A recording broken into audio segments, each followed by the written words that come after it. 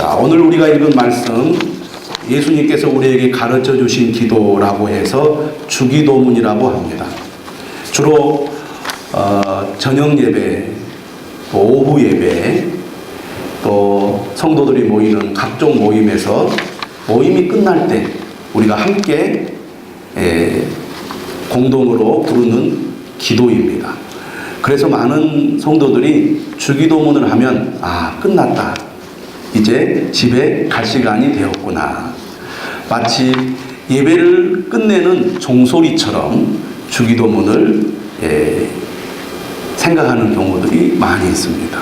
아마 여러분들도 많은 분들이 그렇게 생각하고 있을 것입니다. 하지만 여러분, 예수님께서 산상수훈의 말씀을 하실 때 가장 그 중간에 주기도문이 있다는 거 여러분 한번 생각해 보셨습니까? 산상수훈 말씀은 정말 우리에게 주님께서 주시는 중요한 말씀들로 이루어져 있는데, 그 산상수훈의 가장 중심에 주기도문이 있다는 것은 그만큼 중요한 기도라는 것이고, 또 예수님께서 그의 제자들에게 또 성도들에게 직접 어떻게 기도해야 할지를 구체적으로 알려준 유일한 기도가 바로 주기도문이기 때문에 주기도문은 우리 기독교 신앙생활에서 매우 중요한 기도문이라고 할 수가 있습니다. 그런데 실제로 우리가 이 주기도문을 우리의 삶에 얼마나 잘 사용하고 있는가를 생각해 보면 그렇지 못하다, 이렇게 평가해 볼 수가 있습니다. 예수님께서는 산상수훈을 통해서 이렇게 말씀하셨습니다. 5장 20절에 너희 의가 서기관과 바리새인보다 낫지 못하면 결코 천국에 들어가지 못하리라. 너희 의가 서기관과 바리새인보다 낫지 못하면 결코 천국에 들어가지 못하리라. 이 말씀을 들으면 엄청 마음에 부담이 됩니다. 불가능하다고 생각하죠. 어느 누가 천국에 갈 수 있겠는가? 5장 48절에서 예수님께서는 또 이렇게 말씀하시죠. 그러므로 하늘에 계신 너희 아버지의 온전하심과 같이 너희도 온전하라. 누가 하나님 아버지처럼 온전할 사람이 있겠는가? 예수님의 말씀은 우리에게 높은 수준의 믿음을 요구하고 있습니다. 은혜의 복음에만 익숙한 성도들에게 이러한 말씀은 낯설고 불편하기까지 합니다. 그러나 우리가 한번 생각해 봐야 할 것입니다. 예수님께서 우리로 하여금 좌절케 하려고, 낙심케 하려고 이 말씀을 주셨을까? 저는 절대 그렇지 않다고 봅니다. 산상수훈의 말씀은 우리를 책망하거나 우리를 꾸짖기 위해서 주신 말씀이 아닙니다. 여러분 찬찬히 읽어보십시오. 바리새인들의 외식과 위선을 다루고 있지만 산상수훈의 말씀은 바리새인들을 향하여 주시는 말씀이 아니라 예수님 앞에 나온 제자들과 또 무리들을 향하여 주신 말씀입니다. 격려하기 위한 말씀이고 위로하기 위한 말씀이고 힘을 주기 위한 말씀입니다. 주님께서는 우리가 이 세상을 사는 동안 천국 백성의 긍지를 가지고 살기를 원하십니다. 우리가 하나님 나라의 백성으로 살아가기 위해서는 하나님의 말씀으로 준비되고 훈련되고 무장되어서 이 악한 세상에서 흔들리지 않는 믿음을 갖기를 원하신다는 것입니다. 여러분, 초등학교 자녀들에게 고등학생이 푸는 문제를 풀라고 그러면 다 소리를 지를 것입니다. 이게 뭐예요? 나에게 왜 이런 무리한 요구를 하세요? 또 고등학생들이 공부하듯이 아침 일찍부터 밤 12시 넘을 때까지 공부를 해야 돼. 그렇다고 말한다면 아마 자녀들은 다 도망가 버릴 것입니다. 나는 못해요.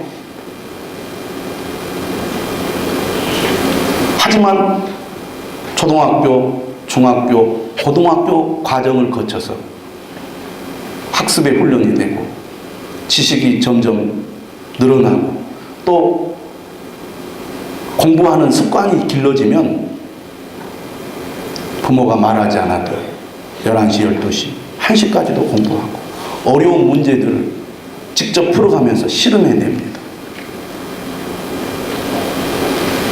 우리가 훈련이 되고 무장이 될수록 우리 앞에 놓여있는 수많은 문제들을 이겨낼 수 있는 힘을 갖게 된다는 거죠.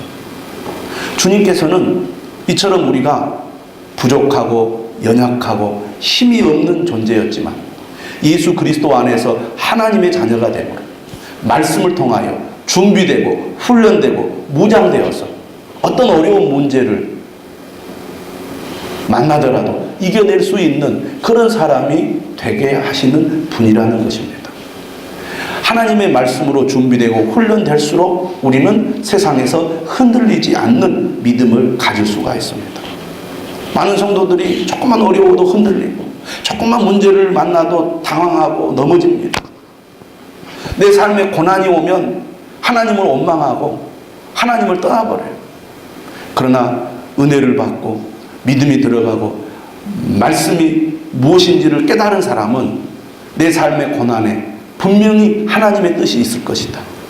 그 하나님의 뜻이 무엇일까 찾고 그 고난을 통해서 오히려 하나님의 의를 구하는 그런 사람이 된다, 그런 얘기입니다. 하나님께서는 우리가 높은 수준의 사람이 되게 만드셔서 하나님 나라의 사명을 감당하기를 원하신다는 것을 우리가 알아야 됩니다. 하나님, 나는 내 믿음도 지키기가 어렵습니다. 나 혼자의 믿음도 지키기가 어려운데 주님, 나더러 주의 일을 하라니요. 그런데 여러분, 주님의 말씀으로 한 걸음 한 걸음 나아가다 보면 나도 모르는 사이에 주의 일을 감당할 수 있는 그런 사람으로 내가 세워져 가는 것을 본인이 느끼게 된다는 것이죠. 그런데 우리가 생각할 것은 이처럼 우리가 믿음이 자라고 하나님의 말씀으로 세워지는 것이 내 노력이나 의지만으로 안 된다는 거예요. 주님은 그걸 잘 알고 계십니다. 그래서 산상수훈 딱 중간에 기도를 넣어주셨어요. 네 힘으로 하려고 하지 마라. 네 능력으로 하려고 하지 마라. 내가 너와 함께하마 내가 너를 도와주리라. 내가 주는 힘으로 이 험하고 악한 세상 믿음으로 승리해 가라. 그래서 주님께서 오늘 주기도문을 통해서 우리가 주님을 의지하고 가까이 할 수 있도록 말씀하고 있습니다. 오늘 보면 6장 8절에 이런 말씀이 있어요. 구하기 전에 너희에게 있어야 할 것을 하나님 너희 아버지께서 아시느니라. 하나님은 어떤 분이신가? 우리가 무슨 문제가 있는지, 우리에게 무엇이 필요한지 다 아신다는 거예요. 기도하지 않아도 다 아세요. 이 말씀을 보면 우리가 위로가 됩니다. 우리가 다 하나님 앞에 내 사정을 시시콜콜 다 이야기하지 않아도 하나님은 다 아시는구나. 그래서 우리가 하나님, 아버지 이렇게 이름만 불러도 그래 내가 다 안다. 주님은 그렇게 말씀하시는 것 같아요. 또 그런 위로를 우리가 받습니다. 그럼에도 불구하고 예수님께서는 9절에서 그러므로 너희는 이렇게 기도하라 말씀하시면서 기도를 가르쳐주고 있어요. 8절의 말씀과 9절의 말씀을 연결해 보면 너희 아버지께서 너희에게 있어야 할 것을 다 하시기 때문에 기도하지 않아도 된다. 걱정하지 말아라. 이렇게 말씀하시면 좋을 텐데 그러므로 너희는 이렇게 기도하라 말씀하시면서 오히려 기도해야 된다고, 기도가 필요하다고 말씀을 하고 있다는 것입니다. 왜 그렇게 말씀하실까? 하나님께서 우리에게 정작 원하는 것은 무엇이냐면 하나님은 나와 친밀하게 가까이 지내기를 원하신다는 것입니다. 그것이 하나님의 뜻이라는 거예요. 한번 따라서 합시다. 하나님은 나와 친밀한 교제를 나누기를 원하신다. 여러분 지금 삶에 문제가 있습니까? 어려움이 있습니까? 하나님께서 여러분을 찾고 계십니다. 여러분을 부르고 계신다는 거예요. 여러분과 가까이 친하게 지내고 싶어 하신다는 거예요. 또 우리는 어떤 일을 할 때, 어떤 일의 결과가 나왔을 때, 그래, 역시 내가 열심히 하니까 되는구나. 모든 공로를 나에게 돌립니다. 그런데 하나님께서는 우리에게 있어야 할 것을 알면도 불구하고 우리에게 기도하라고 말씀하신 이유가 내 삶의 모든 결과가 내 힘과 능력으로 된 것이 아니라 하나님의 은혜와 도우심으로 되었다는 것을 깨닫게 하려고 우리에게 기도하라고 말씀하신다는 거예요.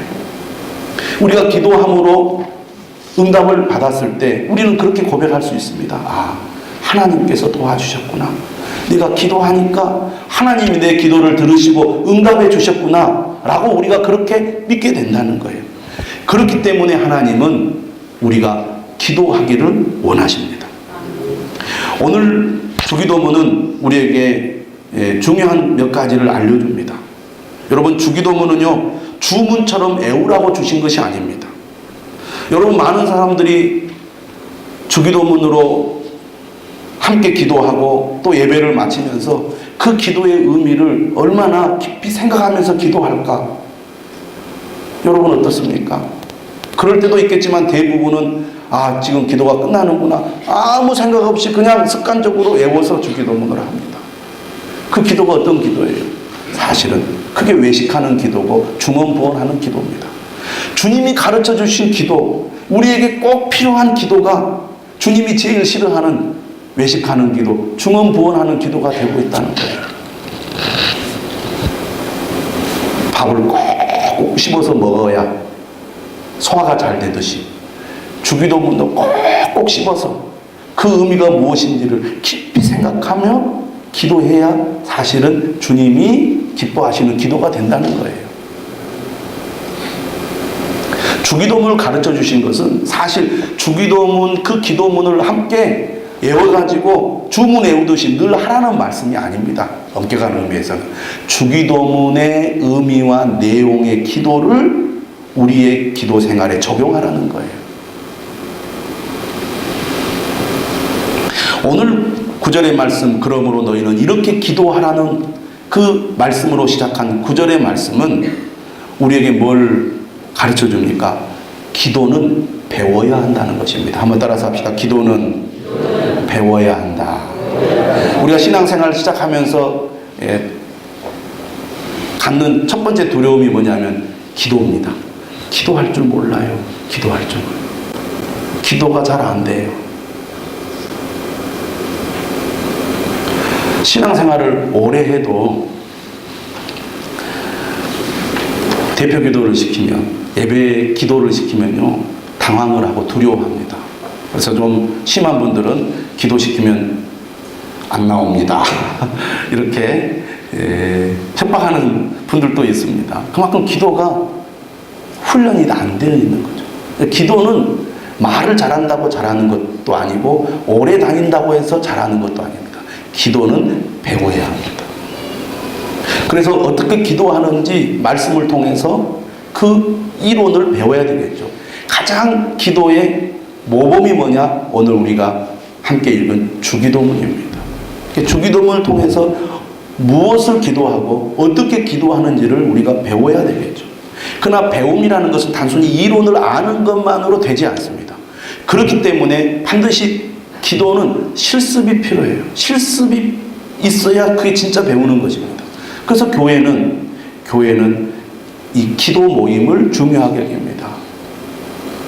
또 예배 시간에 함께 기도하는 시간을 갖습니다. 그러한 시간을 통해서 뭐 하라고? 기도하라고. 기도를 배우라고.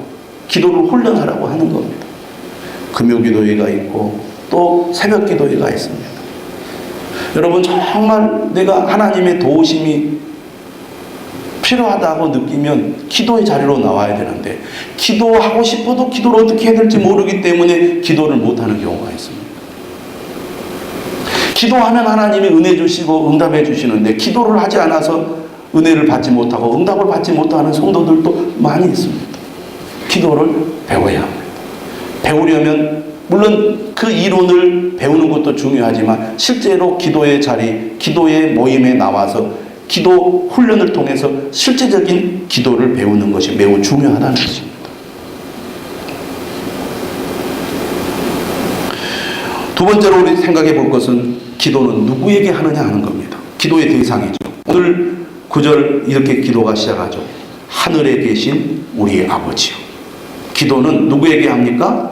하나님께 합니다. 우리가 하나님의 이름을 부르는 것은 내가 기도하는 기도의 대상이 누군지, 내 기도를 들으시는 분이 누군지를 분명히 알고 기도하라는 것입니다. 자, 이 말은 첫 번째로는 우리의 기도가 사람을 향하여 드리는 기도가 아니라는 것입니다. 사람을 의식하고 드리는 기도가 되어서는 안 된다는 것이죠. 우리의 기도는 하나님께 드리는 것이고 하나님이 들으신다는 것입니다. 6장 5절에 예수님께서 말씀하시죠. 너희는 기도할 때 외식하는 자와 같이 하지 말라. 외식한다는 것은 가면을 쓰고 연극을 하는 것을 말합니다. 그들은 사람에게 보이려고 회당과 큰 거리 어귀에 서서 기도하기를 좋아하느니라. 내가 진실로 너희에게 이르노니 그들은 자기 상을 이미 받았느니라. 이 말씀은요, 사실은 초신자에게 해당하는 말이 아닙니다. 신앙생활을 오래 한 분들이 새겨서 들어야 될 말씀입니다. 신앙생활을 하면 할수록 더 하나님을 바라보고 하나님께 주목해야 되는데 이상하게 우리의 마음이 하나님이 아니라 사람을 향하게 됩니다. 다른 사람이 나를 어떻게 볼까? 우리가 그런 얘기를 듣습니다. 저분은 참 믿음이 좋아요. 기도를 열심히 해요. 근데 그게 족쇄가 되어서요. 사람이 항상 기도만 열심히 합니까? 열심히 하다가 못할 때도 있죠. 저 집사님 기도를 열심히 하는 분인데 기도에도 안 나오셨네. 이런 얘기를 들을까 두려워서 기도하기 싫은데 막 억지로 기도할 때가 있습니다. 다른 사람이 볼 때는 또 열심히 기도합니다. 또 기도 순서를 맡아서 기도할 때는 아주 멋지게 은혜롭게 기도해요. 그래서 기도문을 아주 정성을 다해서 준비를 합니다. 내용도 좋게, 어법도 틀리지 않게. 그래서 사람들이 다 기도하는 소리를 들어보면 참 저분 문장력이 좋다고, 기도를 참 잘한다고, 그런 얘기를 들으면 마음이 우쭐해지죠. 그런데 주님은 우리에게 뭐라고 말씀하시느냐? 사람을 의식하고 사람에게 보이려고 하는 기도는 주님이 받으시는 기도가 아니라는 거예요. 이렇게 질문을 던지고 싶습니다. 여러분, 특히 오래되신 분들, 교회에 와서는 기도하는데 여러분 개인적으로 남이 보지 않을 때 얼마나 기도하고 계십니까? 평소에는 전혀 기도를 하지 않고 그냥 교회에 와서만 사람들이 볼 때만 기도한다면 그 기도는 하나님이 받으시는 기도가 아니라는 거예요. 제가 느끼는 아쉬움이 뭐냐? 여러분 다 같이 기도합시다. 막 기도를 하고. 근데 제가 이제 기도를 그만하면요, 성도도 그만해요. 예. 여러분 새벽에 나와서 열심히 우리 다 같이 기도합시다. 목회자가 안 나오면 또 성도들도 안 나와요. 목사님도 안 나왔는데 나도 가지 말아야지. 그건 아니죠. 목사에게 잘 보이려고 기도하는 거 아니잖아요. 사람에게 잘 보이려고 기도하는 것이 기도가 아니다 그 말이에요. 하나님께 드리는 기도가 진짜 기도고, 누가 보든지 보지 않든지 간에 진실한 마음으로 하나님께 기도하는 것을 하나님이 원하신다는 것을 우리가 알아야 할 것입니다. 그 다음에 중요한 것은 뭐냐면 기도의 내용입니다. 무엇을 기도해야 하는가? 이게 사실은 주기도문의 핵심입니다. 우리가 무조건 기도한다고 다가 아니라는 거죠. 예수님께서 구체적으로 무엇을 기도해야 될지를 가르쳐 주셨다는 것은 우리가 어떻게 기도해야 하는지를 예수님을 통해서 분명히 배우고 알아야 한다는 것입니다. 기도의 내용, 우리가 너무나 잘 알고 있지만 주기도문의 기도는 크게 둘로 나눌 수가 있습니다. 첫 첫 번째 기도는 하나님의 나라를 구하는 것입니다. 두 번째 기도는 나의 필요를 구하는 것이죠. 반드시 우리가 기도할 때는 이 두 가지 기도가 있어야 한다는 겁니다. 그런데 많은 성도들이 기도할 때 나의 필요를 구하는 기도에만 관심이 있지 하나님의 나라를 구하는 기도에는 별로 관심이 없고 기도를 하지 않는다는 데 문제가 있습니다. 그런데 더더욱 예수님의 이 주기도문에 중요한 것이 뭡니까? 기도의 순서라는 거죠. 나의 필요가 첫 번째 기도의 제목이 아니고 하나님의 나라를 구하는 기도가 기도의 첫 번째였다는 사실입니다. 예수님께서 6장 33절에서도 말씀하시죠. 너희는 먼저 그의 나라와 그의 의를 구하라.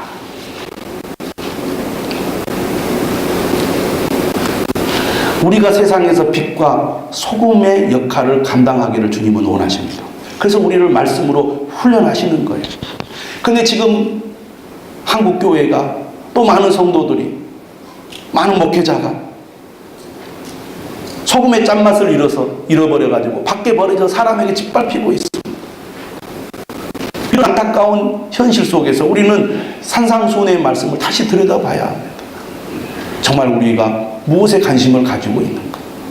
얼마나 많은 성도들이 하나님의 나라와 의를 구하고 있는가? 여러분의 기도의 주 제목이 무엇입니까? 여러분의 기도의 우선순위가 무엇입니까?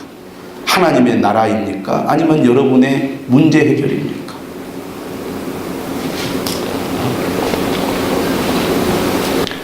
기도의 내용을 보십시오. 이름이 거룩히 여김을 받으시오며 나라가 임하시오며 뜻이 하늘에서 이루어진 것 같이 땅에서도 이루어지이다. 이루어지이다는 것은 이루어지기를 원합니다. 또는 이루어질 것입니다. 이런 의미죠. 이름이 거룩히 여김을 받으시오며 라는 말은 사실은 얼른 그 내용을 이해하기가 쉽지 않아 보입니다. 이름이 거룩히 여김을 받으시오며 하나님의 이름이 거룩히 여김을 받으시오며 라는 말이 무슨 뜻일까요? 하나님은 본래 거룩하십니다. 그의 이름은 거룩한 이름이죠. 그런데 세상에서 하나님의 이름이 그 이름에 걸맞게 높임을 받고 있느냐, 영광을 받고 있느냐, 사실 그렇지 못하잖아요. 마태복음 5장에 산상수훈 말씀에 뭐라고 말해요? 16절에 이같이 너희 빛이 사람 앞에 비치게 하여 그들로 너희 착한 행실을 보고 하늘에 계신 너희 아버지께 영광을 돌리게 하라. 이 말씀이 바로 아버지의 이름이 거룩히 여김을 받으시오며라는 내용입니다. 우리의 믿음과 삶이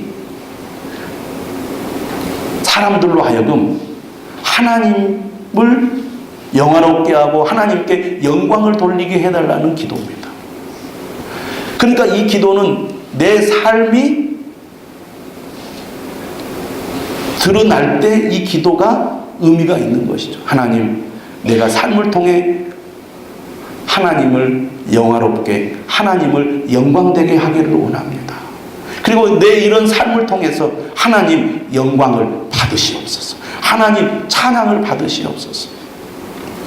다시 말하면 이 첫 번째 기도는 뭘 우리에게 가르쳐 줍니까? 하나님 내가 좀 잘 살게 해주세요. 내가 좀 멋지게 해주세요. 내가 정말 멋지게 세상에서 승리하게 해주세요. 늘 우리가 그런 기도를 하는데 예수님은 그 기도 앞서서 너의 삶을 통하여 하나님이 영광을 받도록 해봐라.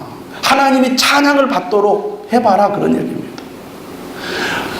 예수님께서는 우리의 초점을 나나 사람에게 두지 않고 먼저 하나님께 두라고 우리에게 말씀하고 있는 것입니다.